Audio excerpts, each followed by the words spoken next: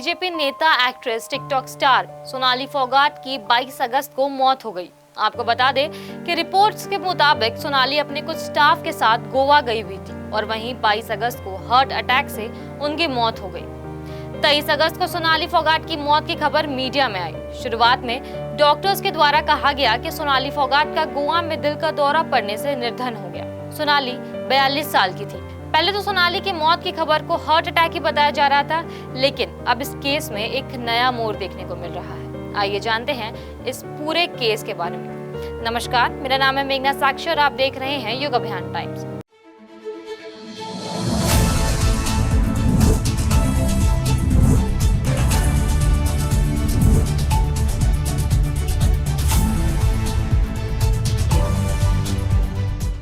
सोनाली फोगाट का जन्म हरियाणा के एक साधारण परिवार में हुआ था।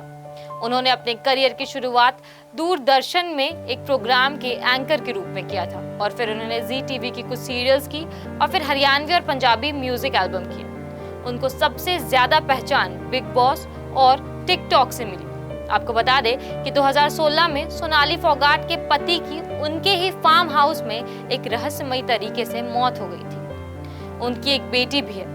सोनाली फोगाट की मौत के बाद ये कहा जा रहा था कि उनकी मौत हार्ट अटैक से हुई है, लेकिन अब ऐसे कई अलग अलग चीजें सामने आ रही हैं। सोनाली फोगाट पॉलिटिकली भी काफी एक्टिव थी।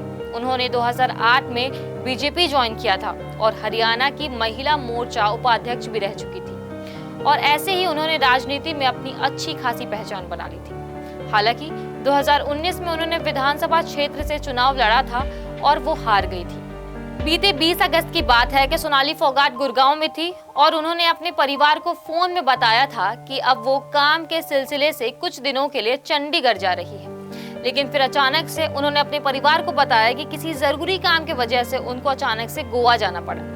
गोवा जाने के बाद रात में उनकी बात उनके परिवार से हुई और तब तक सब कुछ ठीक था, लेकिन फिर अगली सुबह अचानक से उनके पीए का फोन जाता है सोनाली के भाई को कि एक मूवी के शूटिंग के दौरान उनकी मृत्यु हो गई है। ये खबर सुनते ही सोनाली के परिवार वाले तुरंत ही गोवा निकल जाते हैं और सोनाली के परिवार ने वहां पहुंचकर ये दावा किया कि उनकी मृत्यु के पीछे कोई और राज है, ये केवल एक हार्ट अटैक नहीं है, ये उससे कई ज्यादा है। तभी 1-2 दिन के बाद गोवा पुलिस ने एक एफआईआर दर्ज किया। दरअसल सोनाली के भाई ने पुलिस में एक शिकायत दर्ज करवाई थी और उसी शिकायत को ध्यान में रखते हुए पुलिस ने एफआईआर दर्ज की थी। अब चलिए आपको बताते हैं कि वो एफआईआर में क्या लिखा था जिसने इस केस को बदल के रख दिया।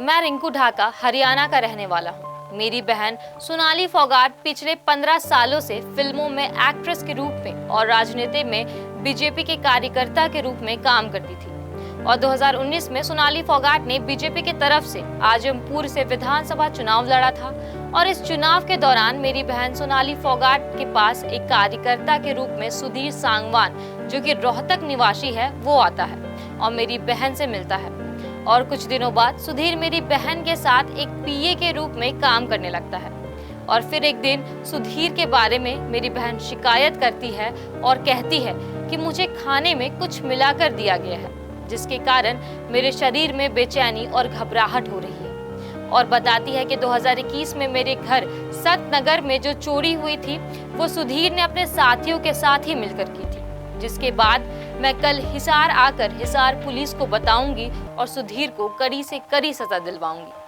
आगे सोनाली ने अपने भाई को बताया कि लगभग 3 साल पहले सुधीर सांगवान ने सतनगर हिसार में मेरे घर पर खाने में कुछ नशीला पदार्थ मिलाकर खिला दिया था और उसके बाद उसने बार बार मेरे साथ दुष्कर्म किया था, जिसकी सुधीर सांगवान ने वीडियो बना ली थी और फिर मेरे साथ दुष्कर्म के वीडियो को वो वायरल करने की धमकी देता था और वो जो चाहता था वो मुझसे करवाता था। जिसके बाद सुधीर सांगवान ने वीडियो वायरल करने की धमकी देकर मेरे साथ बार बार दुष्कर्म किया और कहा कि अगर इसके बारे तुमने किसी को भी बताया तो मैं तुम्हारे फिल्मी करियर और राजनीतिक करियर दोनों को खत्म कर दूंगा।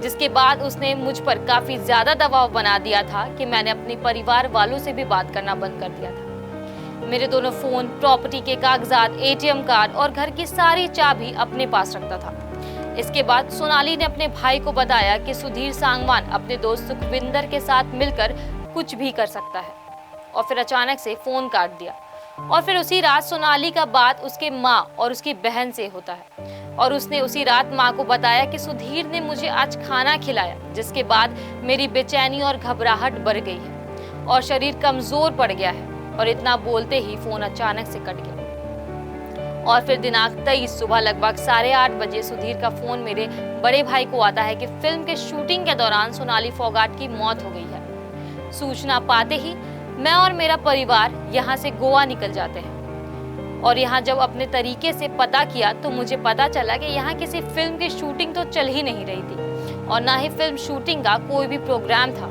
सुधीर सांगवान और सुखविंदर ने मिलकर मेरी बहन की हत्या की, उसकी संपत्ति हड़पने और राजनीतिक षड्यंत्र के तहत। इस हत्या में सुधीर सांगवान और सुखविंदर के अलावा अन्य लोग भी शामिल हैं, तो इसके खिलाफ कड़ी से कड़ी कार्रवाई की जाए और इन्हें जल्द से जल्द सजा मिलनी चाहिए।